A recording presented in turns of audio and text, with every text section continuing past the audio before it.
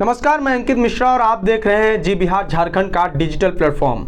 हैदराबाद में हुए अग्निकांड के आंसू अभी सूखे भी नहीं थे कि बिहार की आंखें एक बार फिर भर आई हैं। 2 दिन के भीतर एक और भीषण हादसा सामने आया है। बिहार साहिबगंज मनिहारी के बीच एक मालवाहक जहाज नदी में पलट गया। हादसे में 5 ट्रक नदी में समा गए।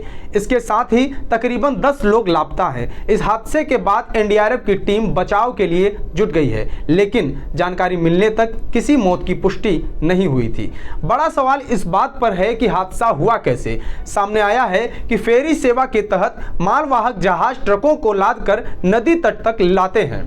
जहाज के चालक ने बताया कि जहाज पर सवार किसी एक ट्रक में जोरदार धमाका हुआ। ट्रक का टायर फटा तो पूरा जहाज असंतुलित हो गया। जहाज पर 14 ट्रक सवार थे। इनमें से 5 ट्रक नदी में समा गए। बाकी 9 ट्रकों को साहिबगंज घाट पर लाया गया है। 8 से 10 लोगों के लापता होने की खबर है। हालांकि अब तक किसी के मौत की पुष्टि नहीं हुई है।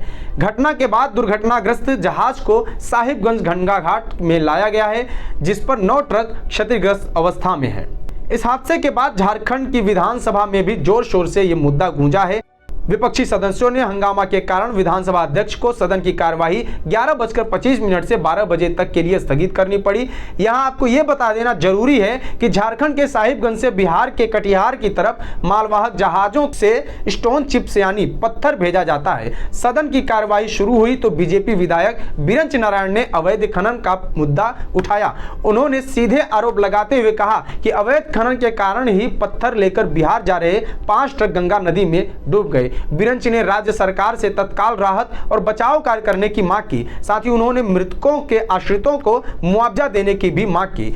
बीरंच ने साहिबगंज के उपायुक्त और पुलिस अधीक्षक को भी निलंबित करने की मांग उठाई है। अब देखना यह होगा कि इस हादसे में लापता हुए लोगों से कितने लोगों की खोज हो पाती है। जुड़े रहिए जी बिहार झारखंड के साथ। नमस्कार।